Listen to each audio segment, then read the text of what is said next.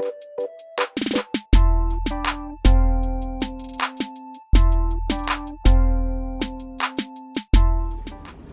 guys, it's Faith and I'm back with another video, finally.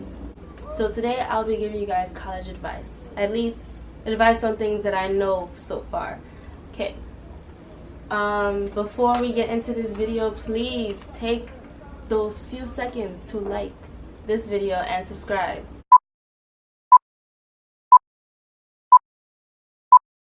Okay, great. So now let's get into this video. So as you saw in my thumbnail, I have this little book, and that's where I have all my notes for this video. So to start off, I'm going to talk about class schedules. No girl, you should not start with that. Okay, so my transition from my senior year of high school to freshman year of college was kind of a slap in the face, because senior year of high school I had like 2 classes, no Regents to take. I knew the material, I knew what I was doing, so it was just like a walk in the park. And then I had summer vacation, so I'm like chilling. And then I'm in college and it's like, oh, 7-page essay, and like you gotta throw procrastination out the window because that's not gonna work. And I'm like, 10-page essay, 20-minute presentation, huh? And that's due when? Tomorrow? What? It was really time to like all those summer blues, and high school is done. We're not there no more. We growing and things are a lot tougher. Like, it's serious. Like, you really have to like focus and do what you have to do. Class schedule. Make your schedule as soon as possible. That way you can have the schedule that you want, or at least as close as possible to the way you would like it to be. Make sure you do what you have to do so that that class schedule that you made would be engraved in stone, because people get dropped out of classes all the time, and there's people hunting down classes. There's the last minute people that will be hunting down classes, and if you get dropped out, somebody's going to take your spot. Trust me, it happens like that. So make sure you're up to date with your payments and you did what you have to do with your financial aid so that your schedule is engraved in stone, because I'm telling you, you would have that schedule sitting there looking beautiful, perfect, right? The night before class starts, you're going to see the schedule. I'm talking about 11:59 p.m. the night before. You're going to see that schedule. And the day of class, when you get in that classroom, your name is not going to be on the roster. It's not. Why? Because you got dropped, and you're gonna go back and check like, what, this is my class, and then you're gonna see, oh, you have not been enrolled in any classes. All of those classes, that beautiful schedule you made is gone. You're most likely not gonna get all of those classes back because somebody already took your class, like they took your seat. That's it. Make the classes make your schedule the way you want it, because there's some people who are early birds and there's some people who are not. They rather have afternoon, evening, night classes, and there's people who like the morning classes, like myself.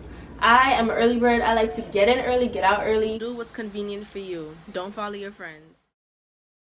There are some classes that require you to have a textbook. Please get the textbook. Put money aside. If you're paying out of pocket, put money aside to get those textbooks, because textbooks are not cheap. They're not the kind of thing, for some people, they're not the kind of thing that you're just like, oh, this book costs $300. Okay, boom. Here you go. No, not everybody's like that. Me personally, it's not like that for me. I had to put my money to the side. If you have financial aid, please, that refund check that you should receive, or hopefully you receive, take that money. Don't go crazy, go stupid, and go shopping. Like, no. Take some, because you might need that money for textbooks, and you may need textbooks for one or all of your classes, so you never know. So put money aside, or save up your money, because when a textbook is required for a class, like, it's required for a reason. Like, you need to use it, and it's always good to have your own textbook. I don't know many people that would actually want to let you borrow their textbook or share it with you, including me. Get your own textbook. We can work together though. Luckily, there are alternatives for certain books you may need for a class. Some you may find at your school library, your local library, or online, which is like the best one. So look out for those before you pay full price for a textbook. So yeah, Get your textbooks. Professors have office hours. Go to them. I'm not saying you have to go to every last one, but go to them. Like, it helps with recognition, especially if you go to a college where it's like 100 students in a class per class, you know. Let your professor get to know you. So attend their office hours, ask for help, or maybe just stop by to say hi. You know, how's your day going? Good? Cool. Mine is too. You know, do that. I feel like that's important, and not only does it help with the grade, but it helps them want to say, you know, this student comes to my office hours and it seems like they're really trying, and let me try to work with them, especially if you're like struggling in that class. Like, all right, I'm gonna really try to work with this student because they seem to really care, and that can result in a huge improvement in your class performance. Midterms and finals, take them seriously, pass them, do what you need to do to pass them. I recommend, if you're a person that works well with others, form a study group with people who are focused and want to pass and really taking their work seriously, and take the time to meet up in the library, study with them.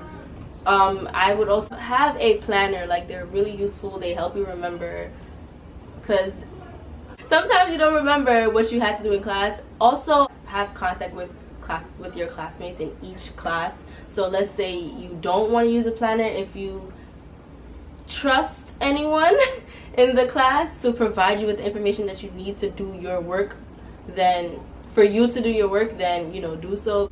Have a planner and put your due dates. Something I do with something, if something I like to do, if something is due the 26th, I'll just put it's due the 22nd. That helps with procrastination as well.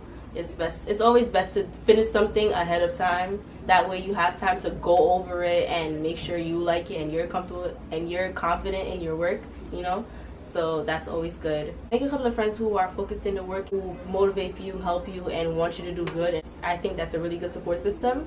And another thing about finals, don't think that passing the final means you pass the class. No, if you're failing everything and you pass the final somehow, because I mean, I don't know, you fail everything, you pass the final, whatever, but you're not gonna pass the class if you pass the final and you failed everything else. Like, no, do what you had to do all your work, or as much work as possible. I would recommend doing all of your work, doing it to the best of your ability, studying, passing everything, and you will be in a great place. Like, you will have no worries with your classes, any of them. Okay, so outfits. I'm not gonna be the one to tell you, oh, come to school in pajamas, wear the same thing every day, nobody cares. No, I'm not gonna be the one to tell you that. What I will tell you is, wear whatever you want, as long as it's clean.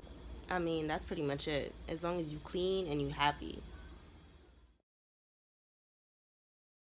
To end off this video, college is meant to be a fun experience and also a productive experience. So please don't be all books all the time. That could be overwhelming, and you know, some people break down and stuff like that. You don't need that. Give yourself time to breathe and relax. Go out, go to a party or two throughout the semester, but make sure you're getting your work done. That's all I would say. I'm not gonna say do your work and then just sit home and do nothing. Like, no. Breathe. It's okay. It's normal. You're meant to have fun. That's why colleges have all these clubs and teams and other stuff for you to join, because you need to be involved. It can't always be about books and paper and pens all the time and essays and presentations. Like, come on, breathe. You need time to yourself. You need to relax. Whether it's to just sleep, binge on Netflix, go to the mall, go to a party or two, you know, things like that. Give yourself that time. It's all about time management. Make sure your work is done. Don't go to the party and then come back and it's like, oh my god, I have a hangover so I can't do my homework. Or don't go to the party and then come back home, sleep, wake up and be like, oh my god, I had an essay due today and I didn't even start. Like, what?